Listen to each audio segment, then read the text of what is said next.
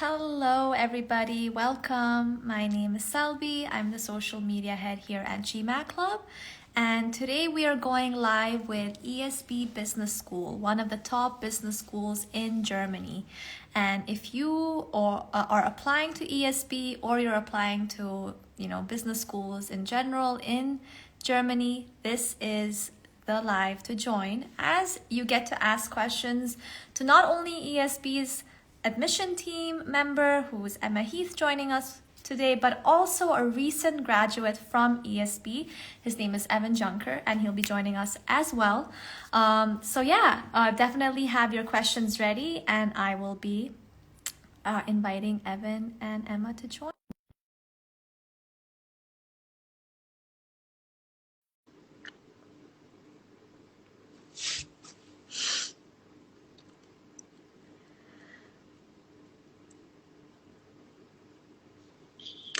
Hello, hi Evan. Hello. Hope you're doing well. I am. Thank you. How are you? I'm good. Wonderful. Hi Emma. Hello, hi. How are you doing? I'm doing well. I'm so very glad that I've made it. Yeah, yeah.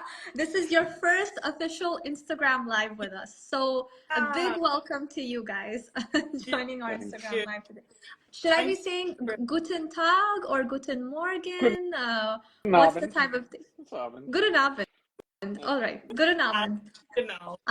Amen it is. All right, perfect. So before we begin, it'll be great if we do a quick intro, and then if there are any questions from the live section, or if I have some questions here, I'll start asking them.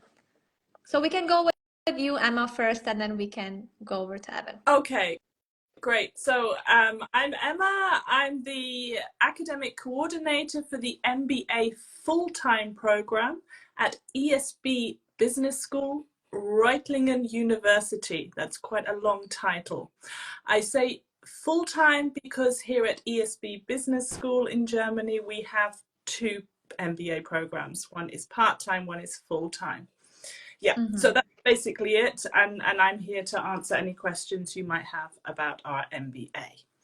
Makes sense. Over to you, Evan. And I'll give the rest of the story.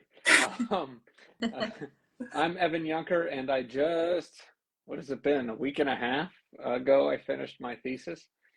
So I'm on track to graduate at the end of the month. Awesome.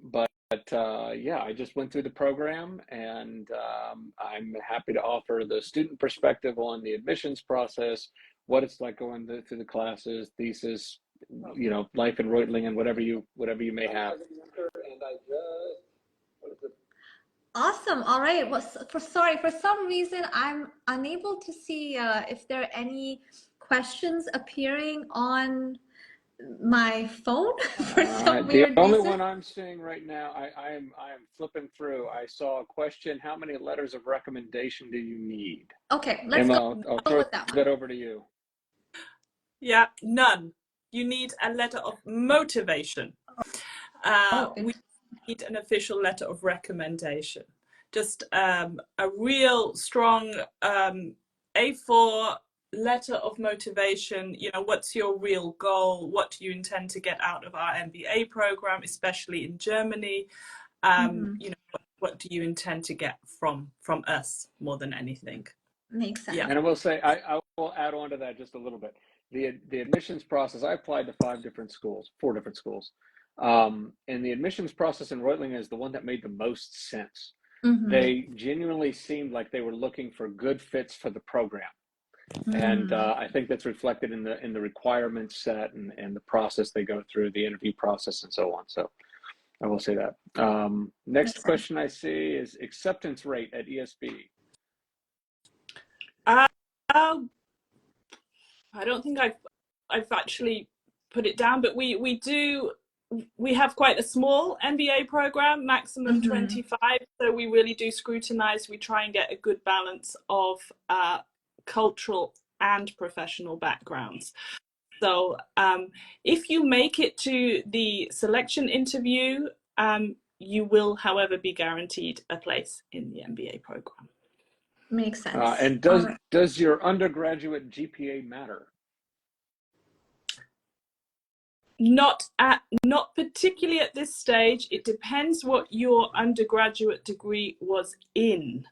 Because if you, and most of our candidates have a technical background, then we're looking for a graduate admissions test, be it GMAT, GRE, CAT, and the rest. So at this stage, not so much if you can provide a really good GMAT or equivalent score. And Evan, could you also like mention quickly like what your application looked like in brief, just so that our audience also knows? So there's a bunch of paperwork to get together, but it's actually a fairly straightforward process. You have your undergraduate degree that has to get certified in Germany through this process. If anybody has questions about that, you can just message me and I'll help you figure out that. But Germany has to stamp on it and say this is a legitimate degree. You have to have a letter of motivation. You have to put together kind of your CV, your resume, whatever that might look like. The letter of motivation we talked about.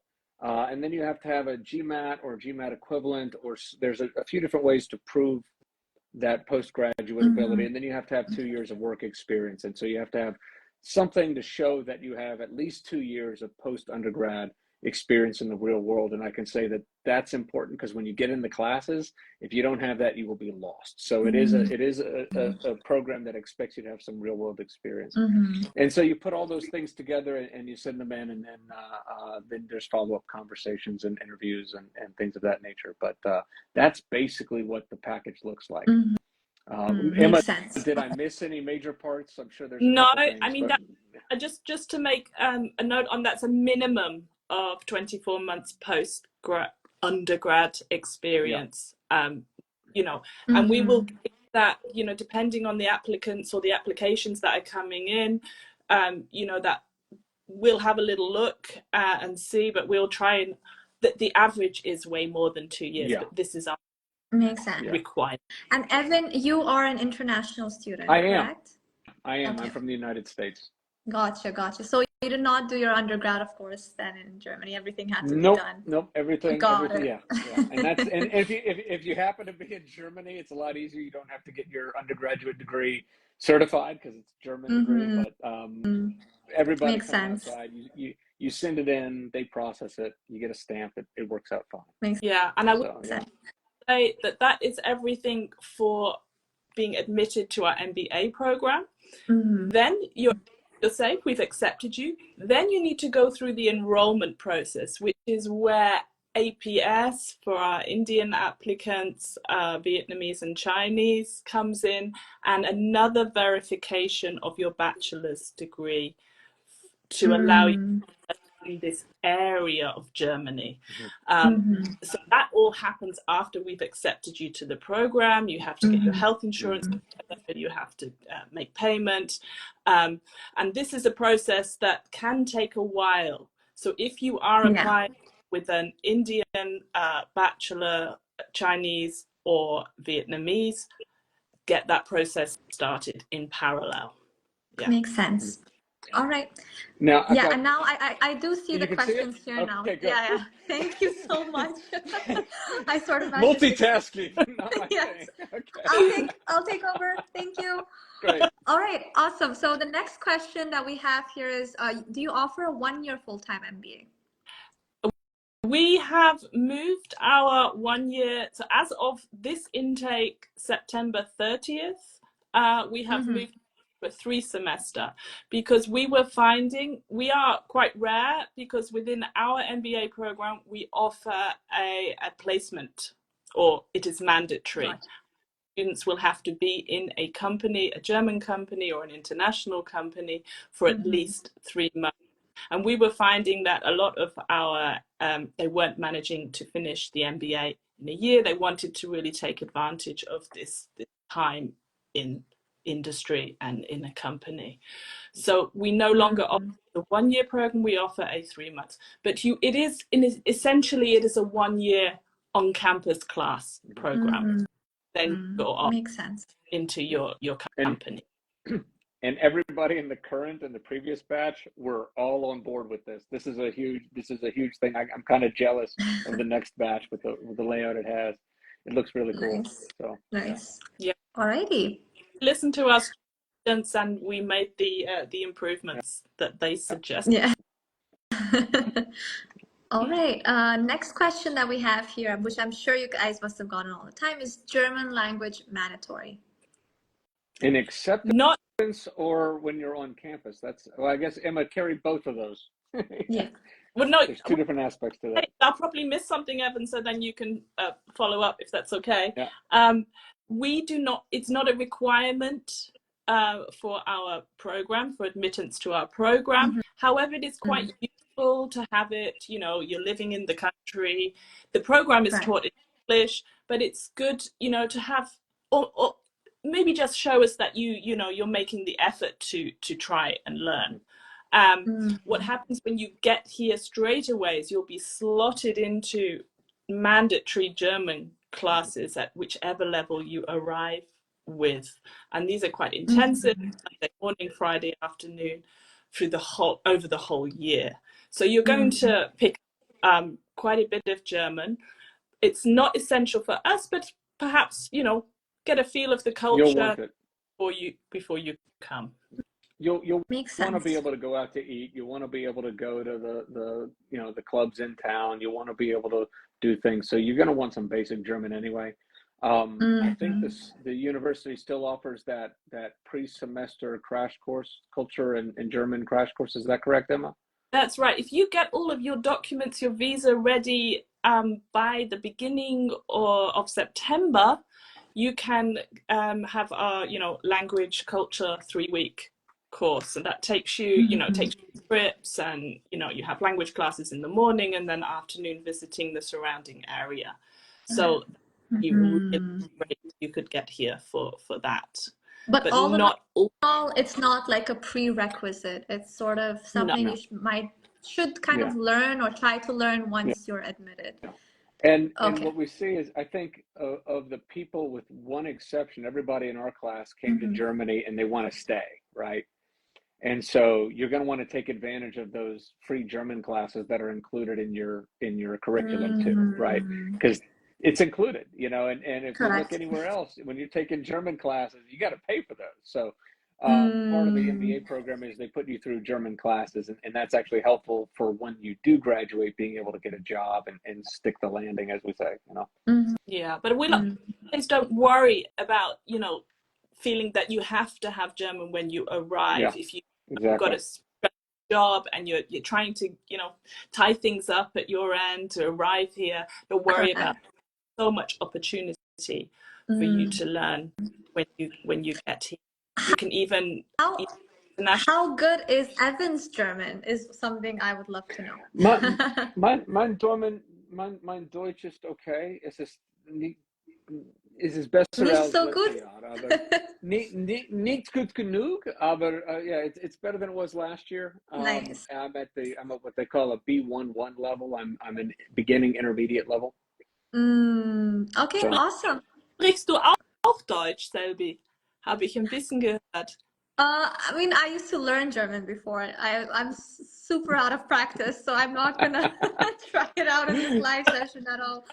But yeah, I do miss learning it. It's a fun language for sure, and it's not as hard as people think it is. So especially for those, I guess, who are wanting to study in Germany, it's not hard, right? Yeah. It's fairly. Well, it's actually a lot easier to learn when you're living here too, because you're surrounded by it. Exactly. Yeah. And exactly.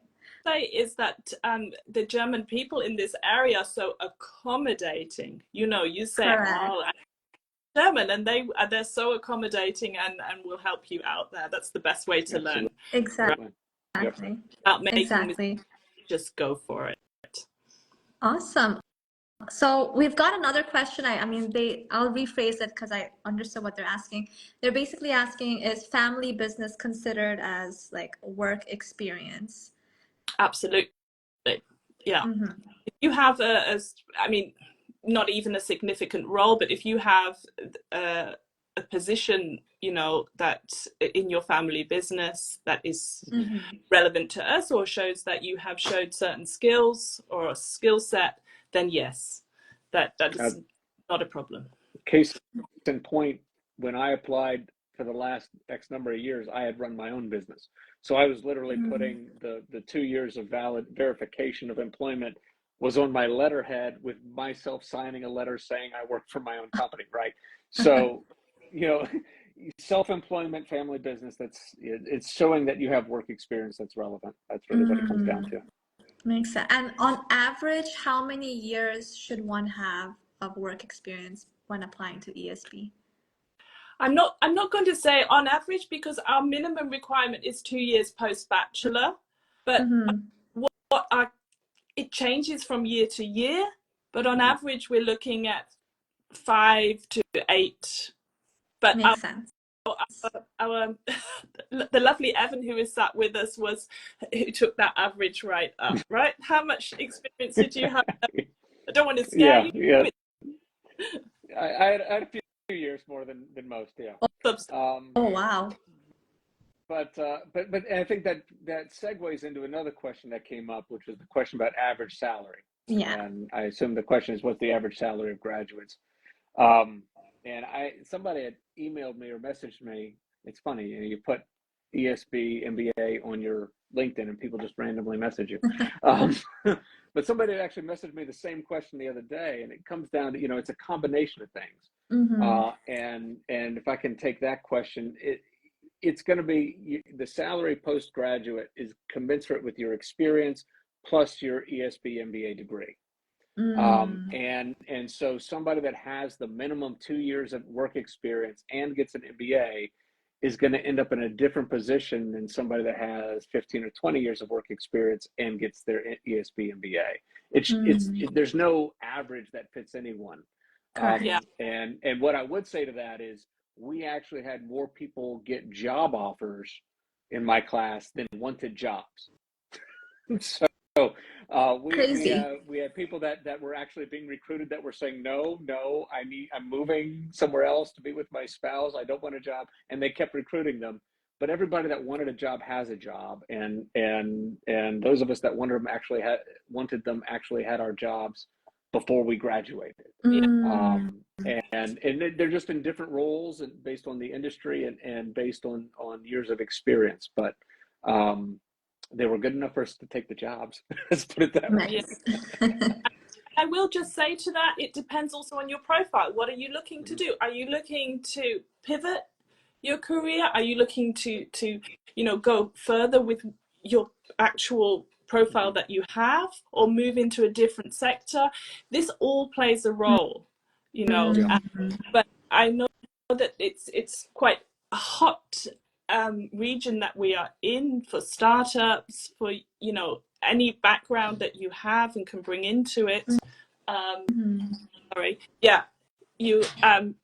You're going to be able to sell yourself the more experience you have and can show that you've got that certain skill set, not necessarily for the area that you want to go into.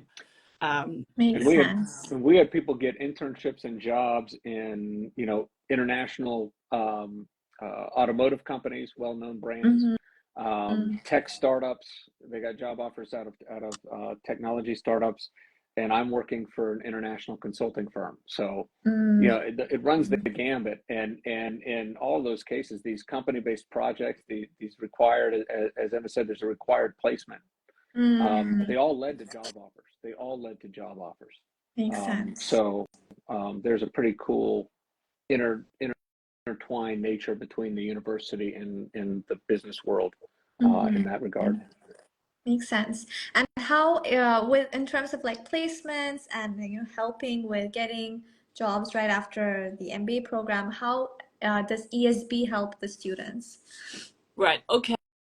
So I will just say we won't hand it on a plate. What we're looking for in our MBA program, you Indian students out there, is initiative for networking. We have a career center that is from day one. You can go and get your CV checked. You can go and ask questions. You can go and ask for contacts to HR.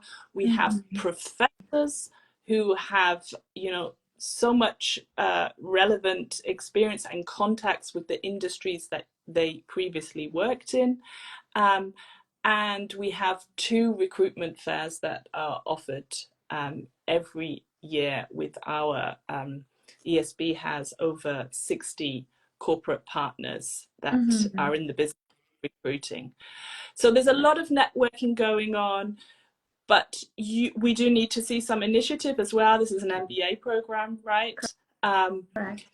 Once you have found that position, then the work placement is pretty smooth sailing into a permanent position from there, if you know. That's certainly what we found. And I would just add to that, you know, you were talking about the professors are relevant in their fields and whatnot. You know, people were making connections with guest speakers and meaningful connections, and professors are also very helpful in building networks if you ask them. I mean, I was struggling for a few weeks trying to find an internship or a company-based placement. And my marketing professor's like, if you're still having trouble in a week, let me know. I got some calls I can make for you. Like, they're really supportive, and it's a very supportive, very engaged faculty and staff, and it shows. It shows. And also our alumni are so engaged and, you know, want to give back. They've been through it themselves. They, you know, they have positions, and maybe, you know, you can reach out to them and they can network with different people in the positions that they're working. And we do have we do have an alumni LinkedIn group that people are welcome to join after they're accepted. You don't have to wait till you graduate to join the MBA full-time LinkedIn group. As soon as you're accepted as a student, as soon as you enroll, then you're invited into that group. That's amazing. Awesome. We got another question here. How does the MBA program at ESB Business School rank compared to other business schools nationally or internationally? Okay, so within Germany, so the ESB Business School, the latest was top in terms of practical application. So they have different categories on how they rank you. So it was recently voted most international and most practical application. And AACSB accredited. So, you know, that's something we strive to maintain. Internationally, perhaps, I don't know. I mean, Evan can remind us of when he was checking out the program and looking to see how we ranked. Yeah, the AACSB is something that shouldn't be understated. There's only a few percent that actually get that accreditation. And so that definitely was a plus. And the thing that I noted when researching is Wirtschaftswoche, which is a major business publication in Germany, ranked it really at the top in terms of recruiters' preferences. And that, I think, has been going on for a few years, where ESB is consistently coming in as the top choice for HR recruiters. And so that's one of the things that actually made me more interested in the program, because it went to that point. You know, people talk about job placement, people talk about average salary, things like that. Well, if your university is the one that's at the top of recruiters' lists, that's a good place to be. And so those are a couple of other things in addition to the rankings that Emma mentioned before. Yeah. And the name ESB is floating around a lot of our companies. As I said, we've got over 60 corporate partners. So, you know, international companies, mid-size. The name ESB, you know, as soon as they hear that, we went on a company visit just a couple of days ago, and it turned out there were, you know, 10 people or 10 ESB graduates working at the company, and they all, you know, found out. So yeah. I mean, but rankings aside, like, what made ESB stand out the most, especially for an international student like you, Evan? What are the other criteria you looked at and you were like, this is the school for me? So there are a few things that happened all in a few weeks, to be honest. One of them is I had been doing some research for one of the clients I'd been working for in the logistics field. And I'd read some papers, and I was writing up the research thing. And then on my interview committee, the team that interviewed me was one of the authors of the paper that I just read the previous week. So, you know, the quality of the faculty is amazingly good. We have people that were the head of ethics and artificial intelligence at one of the major international automotive companies as our strategy professor, right? So we have top-notch faculty, and it's a smaller program. Like Emma said, they max out at 20 or 25, so you don't get lost in the crowd like some of the larger institutions. Exactly. Yeah. I actually was able to come to campus and visit for a couple of days and meet with some of the faculty and staff. And I was absolutely blown away. More than I visited all the ones I applied to. I came to Germany 4 times. Oh, And visited wow. all the different schools that I had applied to. And it was the one where I could tell the faculty and the staff were the absolutely most committed to the success of their students. And I don't mean by a little bit, I mean by a lot. And I would get follow-up emails, and it followed through. After I was admitted, I thought, okay, well, this is going to go away because I've been admitted. They have no reason to do anything anymore. But no, it kept going, and those faculty, like I said, one of them was helping me, offered to help me get a company-based placement. But the faculty care. I'm still in touch with my professors. I'm out of the program now. I've finished all my coursework, and I'm still having lunch with one of the professors next week. So, Oh, wow. the not only the caliber of the professors and staff, but their commitment and their relationships they build with their students is just unmatched anywhere else. That's amazing. All right. Well, I mean, thank you for sharing that information with us. We do have a few minutes left, so I'll utilize this time to sort of brief this whole session up and just talk about the MBA program as a whole. Let's just go quickly to Emma. Do you have any tips or suggestions, sort of separate from the general questions that you usually get about the MBA program that our Instagram audience would like to know about? I would just say, if you're thinking about Germany and an opportunity for your career, or, maybe you're not intending to stay in Germany, you're just, you want to experience the culture, it's the absolute best opportunity. It's not that expensive. We have quality professors. We help you along the way, as much as we can. I would just say, grab the opportunity. What have you got to lose? Exactly. If I could summarize it in that way, but I'm sure Evan can summarize it a bit better. Yeah, and I'm just scrolling through some of these last minute questions, seeing if I can incorporate anything. One, there's a question about the 6-something GMAT score. That's well over the minimum required GMAT score. You still have to check off the other things on the list, though. But yes, that's well above the minimum. Somebody said they had 10 years of experience, presently working with one of the companies. Can they apply? Absolutely. I think I had closer to 15 or so when I applied. Yeah, there's no maximum amount of experience. So I'll just throw those answers in there pretty quickly. Sure.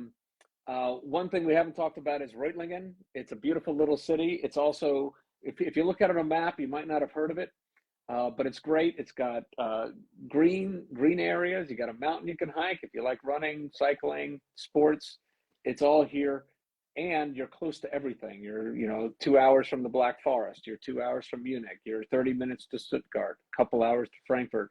And I went snowboarding the other week, and it was only 3 hours to being in Austria. So you're really anywhere in a few hours that you might want to be by train, car, bike. So it's a beautiful little city. And like I said, I can't speak highly enough of the program, but I know that's a question we usually get about Reutlingen or the location. I wanted to cover that one. And I would say, if you have any questions, just reach out to me. I'm on live chat or email, anything you want to know, please just reach out to me. That's what I'm here for. Yeah. And we're definitely going to be doing, we're going to have one of ESB students taking over our GMAT Club Instagram stories soon. So for those who do want to know how the MBA program looks like there, or how Reutlingen looks like, stay tuned. It's coming up soon. Very good. Exciting. Awesome. All right. Great. Sorry, Evan. I think I missed those questions because it's not appearing on my phone. Is Oh, there any other yeah, that we missed out on? they're all coming. They're coming up all at the end really fast. So that's why I Oh, was just trying to catch up. okay. Yeah. Yeah, I can say. Somebody asked about scholarship. One of the things to know about this is it's a state university, so it's much more affordable than other schools you'll find out there that are privately run. As Mm-hmm. it is state run and taxpayer subsidized, there aren't scholarships, but there are sometimes opportunities through DAAD. You can look those up if you have interest in that. Yeah, and you can see my Instagram thingy. You can message me on here. I'm also on LinkedIn if anybody has any questions for a student or alumni. Awesome. Okay. Yeah. Did we manage to answer all the questions? The people are still throwing them in. All I can say is at this point, message us. I mean, you We're guys not can gonna keep going and answering if you want. All right. Um, I don't understand the question about the PhD in management. Sorry, I'm trying for fellow program. Yeah, if you could reword that, I just don't quite get where you're going. Yes. There's another question about GMAT Focus. Absolutely. Yep. That's a really good score for us. Yeah, just keep in mind that GMAT is not the only criteria. You still have to do the other stuff. No matter how good your GMAT is, you still have to do the qualify under the other pieces, and you go through an interview process and so on. If you have questions about what it's like to go through the intake process and the screening process, just message me. I'll explain everything about my experience. What I will say in terms of timing is that you should have wrapped up whatever graduate admissions test you're doing, you should have wrapped it up by latest mid-June. Otherwise, you know, it would be a bit tight in terms of getting here. And we want you here. This is an active program. We really want you here for our orientation week on the 30th of September, if you decide to.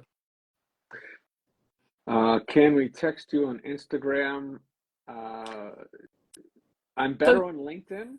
Emma, what would you say? I LinkedIn as well, or email. Yeah.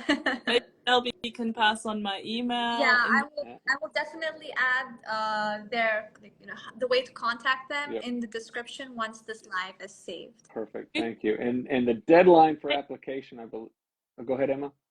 Sorry, 2024 intake, 30th of September. The deadline is the 1st of August, but we really need everything for enrollment by the 1st of August. Payment, health insurance,